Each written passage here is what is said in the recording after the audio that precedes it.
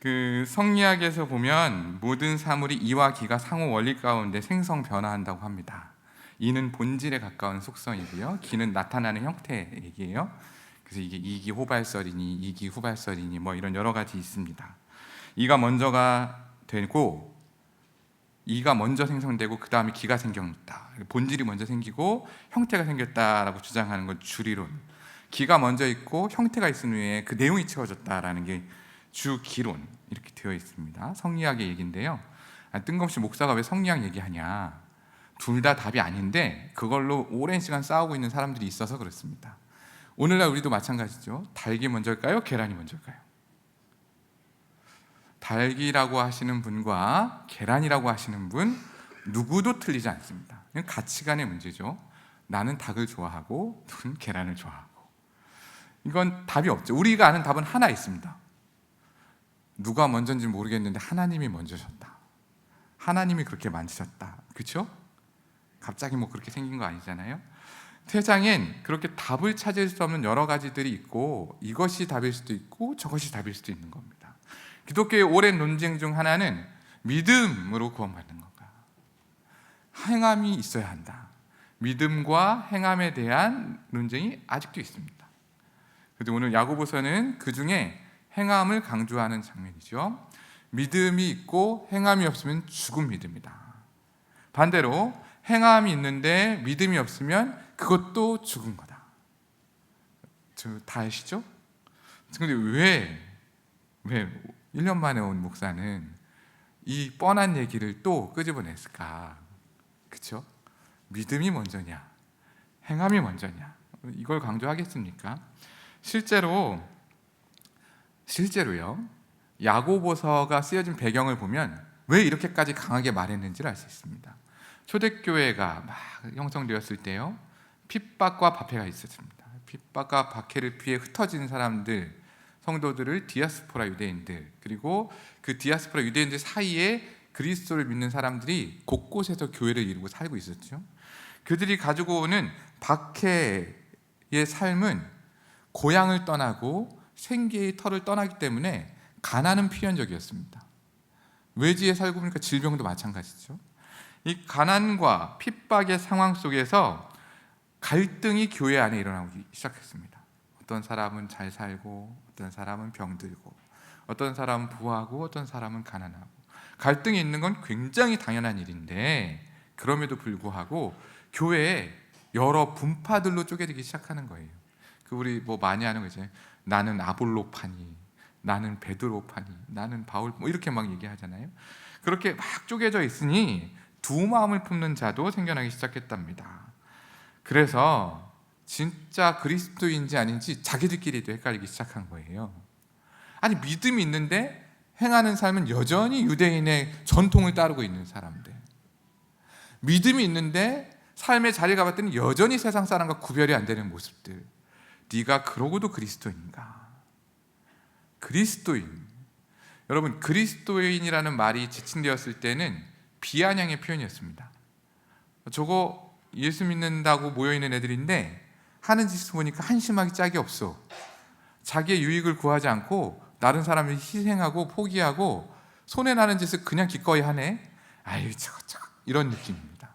제 그리스도인이야, 그런 비아냥의 표현이 이제는 우리를 하나님의 백성으로 천국의 약속을 부여받은 선택된 하나님의 사람들로 신분이 바뀌어진 표현으로 오늘날 여겨지고 있지요.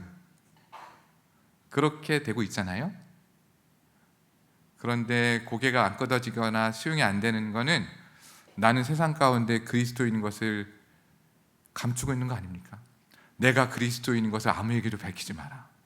그러니까 제가 아는 어떤 분은요, 권사님이신데, 내가 그리스도인인 게 밝혀지는 게 어렵고 이 사람이 부담될까 봐 식사 기도 시간에 기도 이렇게 하신다는 거예요. 앞사람 바라보면서 식기도는 해야 되니까. 아멘. 어떻게 구별 확실하죠? 아멘. 여기는 그런 분들 없으시죠? 그런 건 부담될까 봐 식기도 이렇게 하신다는 거예요. 됐습니다. 그런 또 아무렇지도 않게 식사를 하면서 기도 왜 안 하세요? 물어보면 했는데요, 마음으로. 물론 우리 침중에 있는 그거 아시는 주님이 그걸 모르시겠어요. 그런데 행함이 가지고 오는 유익이 있어요. 그렇지 않겠습니까? 그래서 오늘은 이 기독교인, 그리스도인으로서의 행함이 우리에게 어떤 유익이 되는지를 굉장히 강변하는 겁니다. 이렇게 하면 이런 일이 있을 거야. 그래서 오늘 본문을 통해서 행함이 우리에게 주는 믿음의 유익이 무엇인지를 함께 살펴보도록 하겠습니다. 자, 그렇다면 행함을 통해 얻게 되는 믿음의 유익은 무엇일까요? 첫 번째는 우리의 행함은 사람들에게 유익을 줍니다. 14절 말씀인데요. 이제 펴놓으셨으니까 함께 읽어볼까요? 시작. 내 형제들아, 만일 사람이 믿음이 있노라 하고 행함이 없으면 무슨 유익이 있으리요? 그 믿음이 능히 자기를 구원하겠느냐? 자, 행함이 없는 믿음 그 자체가 죽은 건데, 그런 사람이 믿음이 있다고 말하지만 열매는 볼 수 없다, 이런 겁니다. 누구나 유익을 줄 수는 없다. 자, 우리 중에 말로 믿음을 표현하는 사람이 있는가 하면 행함으로 표현하는 사람이 있지요. 자, 그래서 행함이 있으면 유익이 있는데 어떤 믿음이냐면 자기에게 국한된 것이 아니라 누군가에게도 유익을 준다는 겁니다. 15절 16절에 만일 형제나 자매가 헐벗고 일용할 양식이 없는데 너희 중에 누구든지 그에게 이르되 평안히 가라, 덥게 하라, 배부르게 하라 하며 그 몸에 쓸 것을 주지 아니하면 무슨 유익이 있으리요? 도움이 필요한 사람이 있습니다. 그 도움이 필요한 사람에게 실질적인 도움을 줘야지, 하나님이 먹여주실 겁니다, 하나님이 따뜻하게 되길 원합니다, 이 말로만 하는 게 무슨 소용이 있느냐는 겁니다. 당연한 얘기죠. 말로만 하는 것이 무슨 유익이 있겠는가. 성경에 누가복음 10장에 선한 사마리아 비유 나오죠. 선한 사마리아 비유. 그 길에 죽어 있는 것처럼 보인 한 사람이 있습니다. 첫 번째 사람이 그를 보고 외면하고 지나치죠. 두 번째 사람도 외면합니다. 첫 번째 사람은 제사장이었고 두 번째 사람은 레위인이었습니다. 세 번째 사마리아 사람이 그를 보고 살피고 그를 이끌어 주막에 옮겨주고 돌보고 후에 내가 돌아와 더 필요한 게 있으면 다 갚아놓으라고 이렇게 살려주는 거죠. 그러면서 예수님 이 비유에서 뭐라고 해요? 누가 진짜 너의 이웃이겠는가 이렇게 얘기합니다. 누가? 근데 레위인은 제사장은 이유가 있습니다. 뭐죠? 당시 그들은 예배를 드리러 가는 거였죠. 율법에 시체와 접촉이 있으면 부정한 자가 되는 겁니다. 그러니까 죽은 것처럼 보이는데 내가 괜히 손이라도 잘못되면 지금 내가 제사장이잖아요. 예배 못 드려요. 내가 레위인이잖아요. 예배에 드려지는 일을 해야 되는데 못 한다는 거예요. 그래서 죽었겠거니 하고 돌이켰겠죠. 그렇죠? 그들이 살아 숨 쉬면서 도와주십시오, 살려주 이랬으면 도와줬을 거예요. 그건 부정한 게 아닐 거니까. 그런데 아무 반응이 없었으니까 지나쳤겠죠. 근데 중요한 건 사마리아의 반응이에요. 사마리아는 어떤 사람이냐면 유대인들이 개돼지 취급하는 사람입니다. 그렇죠? 북이스라엘이 멸망할 때 아수르에 의해 멸망하죠. 아수르의 정책이 뭐냐면 이주 정책이었어요. 혼혈을 만드는 거예요. 자기 민족과 그 토착민족 혼혈을 만들어요. 아수르가 그 북이스라엘을 점령한 사마리아를 수도로 삼고 있는 북이스라엘에 자기 민족을 갖다 붙여서 혼혈이 됐습니다. 그럼 이들은 더 이상 유대인이 아니에요. 그래서 일부러 그 길을 돌아서 갈 정도로 유대인들은 상종하지 않은 민족이었습니다. 실제로 학계나 시바냐 볼 때 선정 재건할 때도 그들 배척하잖아요. 그런데 예수님은 어떻게 하셨죠? 그들을 일부러 가셨죠. 요한복음 4장 들으셨잖아요. 일부러 들어가야겠는기라. 자, 사람 취급받지 않은 그가 사람 취급하는 그들보다 더 선한 일을 했다고 예수님 얘기하는 거예요. 듣는 사람 귀에 어떻겠어요? 굉장히 불편했겠죠. 예수 믿는 사람이 어려운 사람 안 도와주고 예수 안 믿는 사람이 어려운 믿는다. 실제로 그런 일이 오늘날 일어나고 있습니다. 어디에 있냐면 사회 전반에 펼쳐져 있습니다. 그래서 젊은이들한테 너 예수 믿을래? 교회 다닐래? 성당 다닐래? 물어보면 성당 다닌다고 합니다. 왜요? 성당은 여러 사람 많이 돕거든요. 너 절에 갈래? 교회 갈래? 그러면 절에 간다고 합니다. 왜요? 절은 남에게 피해는 안 주거든요. 그럼 어떤 의미예요? 교회에 다니는 애들은 누굴 돕지도 않고 남에게 피해를 준다. 이게 지금 오늘 사회에 만연해 있는 그리스도인들이 지적받는 그 부분이에요. 부끄럽지만 우리가 지금 그렇게 보일 수 있습니다. 행함이 없는 믿음은 죽은 거라는데 다 죽었나 봐요. 그런데 이 비유의 세 가지를 좀 기억하셔야 됩니다. 첫째는 당시 유대인들이 가지고 있는 고질적 종교법에 대한 집착을 지적하는 거예요. 예수님, 너희가 유대의 율법과 계명을 지키는 거 옳은 일인데 진짜 본질은 뭐예요? 율법과 계명은 우리를 살리려고 주신 법이잖아요. 그런데 살리려고 주신 법을 죽이는 데 이용하고 있는 거예요. 너희들이 율법에 얽매여서, 그러니까 안식일에 사람 고치는 일 가지고 예수님 정죄하려다가 큰 코 다친 거죠. 주가 일하신, 아버지가 일하신, 나도 일한다. 여러분, 하나님이 이 땅의 모든 사람에게 원하는 일은 모든 사람이 구원에 이르는 겁니다. 그렇죠? 그러니 계명과 율법의 본질은 살리는 데 있어요. 너희가 죄를 깨달아서 살리는 데까지 가기 위함이에요. 살리는 데 집착해야지. 이것 때문에 살리는 것이 아닌 죽이는 일을 선택하는 건 그 율법주의에 대한 지적이 첫 번째였습니다. 두 번째는 이웃에 대한 범위의 제한적인 것을 지적한 거죠. 그가 정말 유대인의 행색을 하고 살려달라는 말씀을 했겠죠. 그런데 그들이 이웃이라고 생각하지 않은 겁니다. 이방 민족은 이웃이 아니에요. 여러분, 제가 예전에 수요일에 설교할 때 다윗과 밧세바 사건 얘기했었는데 기억나세요?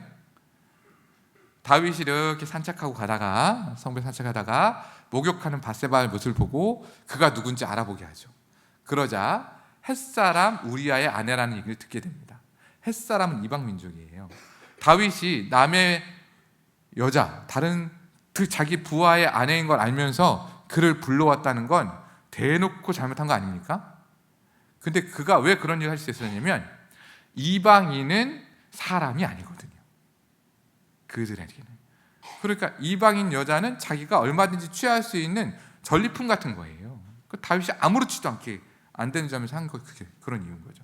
마찬가지로 유대인들이 이웃에 대해서 제한하고 있었죠. 복음을 전하는 것도 이방인들에게 전하는 걸 극도로 꺼렸습니다.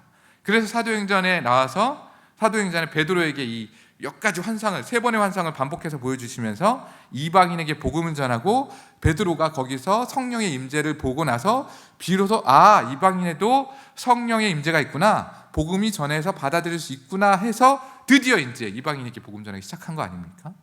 그러니 너희의 이웃이 진짜 누군지를 그들에게 알려주기 위해 예수님이 하신 거예요. 그들도 다 복음 전해야 될 사람이다. 세 번째는 필요를 채워줄 때는 그 필요보다 넘치도록 채워주라는 겁니다. 사마리아인이 그를 돌보고 다른 사람들이니까 데려주는 것만으로도 충분했을 거예요. 그런데 뭐래요? 더 필요하면 내가 더 해주겠다. 예수님도 같은 얘기 아닙니까? 오리를 가면 심리를 가고 겉옷 주라고 하면 속옷도 주고. 근데 우리는 그게 어렵습니다. 그거 어렵죠, 그렇죠? 제가 예를 들어 설명할게요. 제가 전 교회에 있었던, 저희 교회가 교회를 어떻게 매각하게 돼서 상가교회로 옮기게 됐어요. 상가교회로 옮겼는데 그 교회가 있으면 주중 낮에 두 부류의 방문자가 있습니다. 교회에 와서 기도하려는 성도와 교회에 와서 얻어가려는 노숙자가 있습니다. 그 노숙자가 딱 들어오는 거예요. 지금 나 밥 먹어야 되니까 1,000원만 달라는 거예요. 근데 그때 하필 담임 목사님께서 수중에 있는 돈이 10,000원이었던 거죠. 그걸 어떻게 했을까요?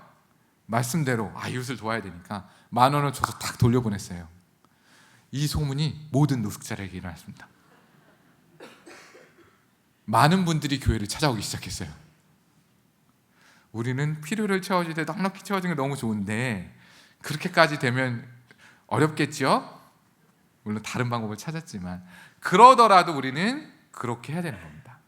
그러더라도 필요가 있으면 필요를 채우는 것이 우리가 믿음의 유익인 거죠. 왜 그렇게까지 했을까? 그런 사람이 있어요. 누구였냐면 호세아가 그랬습니다. 호세아가 오늘날 따라지면 목사님인데 동네에 누구나 다 알고 있는 음탕한 여자 고멜을 데리고 오라고 하나님이 하시잖아요. 또 호세아는 또 순종의 사람이니까 데리고 오죠. 아들 2을 낳습니다. 그런데도 불구하고 이 음란한 여인은 다시 다른 남자의 유혹에 넘어가 극기하는 집을 나가게 됩니다. 아들 2을 내버리고 집을 나간 여자, 이건 상식적으로 가만두면 안 되는 일이잖아요. 그렇죠? 그런데 호세아 3장 1절 2절 보면요, 하나님 이렇게 얘기하세요. 여호와께서 내게 이르시되 이스라엘 자손이 다른 신을 섬기고 건포도 과자를 즐길지라도 여호와가 그들을 사랑하나니 너는 또 가서 타인의 사랑을 받아 음녀가 된 그 여자를 사랑하라 하시기로 내가 은 15개와 보리 한 오멜 반을 나를 위하여 그를 사고. 자, 이게 어떤 얘기냐면 그 집 나간 여자가 결국에는 그 따라갔던 남자한테도 버림받아서 노예로 팔려갔다는 겁니다. 노예로 팔려간 여자의 소식을 들으니 통쾌할 만도 한데 하나님 찾아가서 얘기하는 거예요. 너 그 여자 데리고 와라. 데리고 와라. 너를 위해서가 아니라 나를 위해서 그를 데리고 와라. 그런데 값이 굉장히 은 15개와 보리 한 오멜 반은요, 당시 건장한 여자의 노예값보다 수십 배가 많은 겁니다. 그러니까 이거면 되는데 이만큼 갖다 주는 겁니다. 사람들이 어떻게 생각할까요? 저 여자가 무엇이건데 그를 데려왔는가? 사람 놀리기 시작하죠. 자, 고멜은 어떨까요? 버림받아 마땅한 나의 처지를 나의 가치보다 더 많은 가치를 두고 귀하게 모시고 왔습니다. 그러니 여자는 호세아가 얼마나 고마울까요? 이쯤 돼서 배신하면 어떤 사람이에요?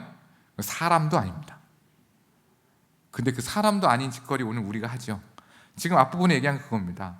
내가 너를 구원하기 위해 세상을 만들고 함께한 나의 아들을 통해 대신 구원을 이루어 주었는데 우리는 다시 하나님이 아닌 예수님이 아닌 무엇인가를 의지하고 찾고 돌이켜 갔다는 거예요. 그러니 호세아를 통해 하나님의 그 사랑을 표현한 거 아닙니까? 그럼에도 불구하고 내가 너의 사랑이에요. 그러니까 우리가 이웃을 향해서 그의 필요를 더 채워주고 그의 필요를 채워주는 믿음의 유익은 그들에게도 유익이 되고 또 누구에게도 유익이 돼요? 우리에게도 유익이 됩니다. 하나님 사랑 그렇게 깨닫는 거예요. 우리가 먼저 그렇게 말로 측량할 수 없는 큰 사랑을 받았으니 그 사랑을 흘려보내는 건 당연한 겁니다. 지금껏 그렇게 하셨는데 제가 오해하고 있는 거 아니죠? 더 하라는 뜻입니다. 우리는 VIP 새생명 축제 하고 있잖아요. 지금껏 그 사랑을 쏟아 부으셔서 하고 있으셨지만 더 하시기를 주의 이름으로 부탁드립니다. 더 하셔서 누군가에게 주님 사랑 전하시고 더 하셔서 그 생명 흘려보내는 VIP 초청 축제가 되기를 주의 이름으로 축원합니다. 네, 아멘 하신 분들은 꼭 다 데리고 오셔야 돼요. 근데 뭐 이거 핑계 안 되는 겁니다. 내가 이쯤 내 교회에 몇 년을 다 했는데 안 와. 다 했는데 안 오잖아요. 더 하시라는 거예요. 아셨죠? 더 하셔야 됩니다. 누구를 위해요? 그를 위해. 자, 두 번째입니다. 두 번째, 행함을 통한 믿음의 유익. 두 번째가 벌써 넘어갔네요. 네, 두 번째는 우리의 행함은 우리의 믿음을 증거합니다. 이제 앞절하고 연관되어 있겠죠. 18절입니다. 어떤 사람이 말하기를 너는 믿음이 있고 나는 행함이 있으니 행함이 없는 내 믿음을 내게 보이라. 나는 행함으로 내 믿음을 내게 보이리라. 자, 우리 바람. 제가 오늘 오전에 이제 성경 공부하다가 이제 물 위를 걸어오신 예수님을 보고 베드로가 이게 따라가는 장면 설명했거든요. 그때 베드로가 물 위를 걷잖아요. 굉장히 놀라운 일을 하죠. 그러다가 바람을 보고 무서워서 점점 빠져가는 장면이 있습니다. 머릿속에 다 그려지시죠? 그때 바람이 눈에 보입니까? 제가 성경 공부하는 집사님 그러더래요. 바람이 눈에 보여요? 바람 보신 분 있으세요? 없죠. 그런데 어떻게 베드로는 바람을 보고 무섭다고 했을까요? 바람이 일으키는 풍랑을 봤죠. 물결의 높이를 본 거잖아요. 자, 보세요. 우리의 믿음의 시련은 실제로 사단의 공격 눈에 안 보입니다. 그런데 환경이나 상황을 통해서 우리가 보는 거죠. 믿음도 마찬가지죠. 나 믿음 있어. 얘기 백날해야 소용없어요. 안 그렇습니까? 믿음이 있는데 그 모양으로 살아? 이 소리 듣는 거죠. 그 대표적인 표현이 뭔지 알아요? 교회 딱 왔는데 옆에 사람이 그러는 거죠. 너도 교회 다녀? 요 얘기 한번 들으셨으면 자신의 행위를 돌이켜 보셔야 됩니다. 오죽 그렇게 못 살았으면 안 믿는 사람이 너도 교회 다녀? 제가 많이 들어봐서 아는데요. 썩 좋은 기분은 아닙니다. 썩 좋은 기분은 아니에요. 근데 중요한 건 내 믿음의 증거는 행함으로 열매로 드러나는 겁니다. 그렇겠죠? 그러니 내가 어떤 사람인지 드러내는 건 내 삶의 모습을 통해 드러나는 거예요. 제가 그 학교에서 애들 가르칠 때 억울한 사건이 하나 있었어요. 뭐냐면 제가 이제 그 학교에서 카풀을 했거든요. 근데 카풀을 하는 같이 오는 선생님이 늦으면 저도 늦게 되는 거예요. 근데 제가 그때 여자 선생님 두 분을 카풀해서 학교로 가고 있었는데 둘 중에 하나는 꼭 늦어요. 그럼 본의 아니게 저도 지각이 되겠죠. 그것도 집에 갈 때도 태워달라고 그러면 또 태워줘야 되잖아요. 그럼 또 꼭 일찍 가요. 할 일이 많은데 그러면 그게 좀 어려운 일인데 학교가 조금 외진데 있어서 그럴 수밖에 없었거든요. 근데 그것 때문에 교장 선생님께 제가 찍혔어요. 그래서 쟤는 지금 늦게 오고 일찍 가는 애다. 그래서 그거 하나로 제가 굉장히 나쁜 놈이 됐거든요. 근데 그 사건이 있고 제가 다른 학교로 갔을 거 아니에요. 다른 학교에 있다가 그 다음 해가 됐는데 그 저를 이상하게 보신 교장 선생님이 그 학교로 부임 오신 거예요. 그래서 야, 너 여기도 와 있냐는 거야. 그때 제가 고3 담임이었거든요. 저는 아침 일찍 와서 제일 늦게 가는 사람이었습니다. 근데 아무리 해도 소용이 없어요. 이미 저는 그렇게 지켰으니까. 그래서 제가 세월이 지나 학교를 옮겼습니다. 이제는 판교에 있는 어떤 학교를 옮겼어요. 근데 옮길 때 저를 추천해 주신 분이 저에 대한 칭찬 엄청 많이 하셔가지고 제가 이제 가게 된 거예요. 그 교장에서 처음 인사하고 이제 다음 주부터 출근인데요. 갑자기 주중에 전화가 왔어요. 아직 김용진 선생님 모시는 거를 조금 보류해야겠다는 거예요. 왜요? 그랬더니 자기가 좀 들은 얘기가 있다는 거예요. 저희 평판이 들어온 거죠. 알고 봤더니 옮긴 교회 학교의 교장 선생님이 그 저를 나쁘게 봤던 교장 선생님이랑 친구예요. 골프 친구야. 야, 걔가 걔 이거 나온 거예요. 그 교장 선생님이 그랬어요. 이제 학기가 시작됐습니다. 한 달이 지나고 두 달이 지났어요. 그때 교장실에서 저를 불렀습니다. 제가 어떻게 학교 생활했는지 얘기는 안 할게요. 제 자랑 같으니까. 부르시더니 저를 딱 앉으라는 거예요. 교장실에서. 그래서 첫 마디가 이거였습니다. 내가 김용진 선생님 잘못 봤다. 내가 잘못 알았다. 너무 미안하다. 내가 그렇게 말한 거 너무 미안하고 본 게 너무 미안해서 저한테 갑자기 악수를 청하시면 모든 필요한 게 있으면 다 얘기하라는 거예요. 제가 어떻게 저를 변호할 수 있겠어요? 그냥 저는 평소 학교 하던 대로 했죠. 아이들 잘 가르치고 그리고 신우회 활동도 하고 복음도 전하고 뭐 그랬어요. 그냥 잘 열심히 했더니 이제 때마침 저희 학부모 중에 학교 운영위원회 회장님이 있었던 거죠. 그 아이를 통해서 제가 어떻게 학교 생활하는지 듣고 너무 좋은 선생님이 왔다고 이제 그런 얘기들이 몇 명이 전해가지고 제가 굉장히 갑자기 좋아진 거예요. 여러분, 제가 이 얘기 왜 하냐면 우리가 믿음이 있는 거 얘기로 해야 소용없습니다. 어떻게 보여지냐 아무렇지도 않아요. 실제로 교회 안에서도 제가 이런 일 겪었어요. 저희 청년 하나가 저를 찾아와서 얘기하는 거예요. 목사님, 제가 시기 질투한 얘기들이 있었겠죠. 이제 어떤 전도사님 얘기를 들었는데 내가 아는 목사님하고 들은 목사님이랑 너무 다르다는 거예요. 물론 그 오해 살만하게 보이는 제 행동이 문제가 있는 거 저도 인정하는데 그럴 수 있겠죠. 그러면서 내가 아는 목사님은 이런 분인데 이렇게 얘기하는 사람이 있어서 헷갈리되는 거예요. 그래서 제가 어떻게 했냐면 이 말씀 드렸어요. 네가 본 그대로 믿어라. 예수님도 그러셨잖아요. 행한 그대로 내가 행한 것을 보고 믿어라. 여러분, 우리가 그 정도 얘기할 사람이 돼야 되는 겁니다. 다른 사람이 날 어떻게 보느냐 중요하죠. 그런데 어떻게 보느냐가 판단되기 전에 내가 어떻게 사느냐를 스스로 증거할 수 있어야 됩니다. 그래서 혼자 있을 때 내가 어떤 모습인지가 제일 중요해요. 혼자 있을 때 뭐 하세요? 네, 제 자랑 같아서 하나만 더 얘기할게요.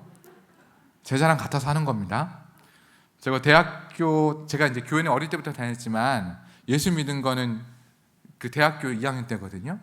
그러면 이제 생각해 보세요. 교회는 다니는데 예수는 안 믿어. 학교에 갔더니 뭐 과대표도 하고 학교생활 열심히 하는 열혈 청년이었어요. 그때는 완벽한 2였거든요. 제가 저번에 MBTI 얘기했잖아요. 2였는데 그런데 친구들이 저에게 하는 한마디가 있습니다. 그렇게 막 살던 사람이 제가 예수 믿고 거듭난 다음에 술을 끊고 학교에 일찍 가서 빈 강의실에서 성경을 읽고 그러고 살았잖거든요. 그때는 주님이 전부였으니까. 제가 뭐 이렇게 지금은 좀 이렇게 별로 없어 보이지만 그때는 나름 긴 복음이었습니다. 내가 복음 위에 살겠다고 책도 제 국문과인데 학교 서적은 안 읽어도 제가 성경은 공부하려고 기말고사 앉잖아요. 도서관에 2시간 동안 성경 읽고 공부했어요. 물론 성적은 바닥이었습니다. 성경 읽는 게 더 좋아하거든요. 그런데 중요한 건 친구들이 저에 대해서 어떻게 평가했는지 자기들 이렇게 블로그 같은 데 쓰잖아요. 그래서 제 친구가 저한테 뭐라고 썼냐면, 지금도 이제 예수 안 믿는 친구인데, 용진이가 나쁜 놈이라고 하는 놈은 진짜 나쁜 놈이다. 이게 세상에서의 저에 대한 평가입니다. 제가 자랑이니까 이런 자랑은 믿음의 유익은 안 되겠지만, 그렇게 믿지 않는 사람들, 나를 만난 누군가에게 내 믿음에 보이지 않는 내 믿음의 증거를 삶을 통해 반드시 드러내셔야 됩니다. 그래서 예수 믿는 건 뭔가 다르다. 안디옥 교회에서 처음으로 불려준 말이 성도라는 표현입니다. 성도는 거룩한 길을 가는 사람들입니다. 우리가 성도는 집사보다 못한 사람이라고 생각하기 쉬운데요, 아닙니다. 내가 그리스도인으로 가장 최고의 표현은 성도입니다. 성도는 성직자와 같은 의미예요. 우리는 예수 믿고 믿음의 유익을 구하는 것이 성도로서의 삶을 사는 겁니다. 그래서 세 번째 우리의 대지가 나오는 거예요. 우리의 행함은 믿음을 온전케 하는 겁니다. 세 번째, 믿음을 온전케 한다. 21절부터 23절을 쭉 읽어보십시오. 어떻게 나오냐면 22절에 내가 보거니와 믿음이 그 행함과 함께 일하고 행함은 믿음이 온전하게 되었다. 지금 시간이 많이 갔는데 보세요. 왜 성도 얘기도 하고 온전하게 된 얘기를 하냐면, 사랑하는 사람은요, 사랑할 때 얼굴에 보입니다. 그렇지 않아요? 사랑에 빠진 사람이 다 한때 하신 거잖아요.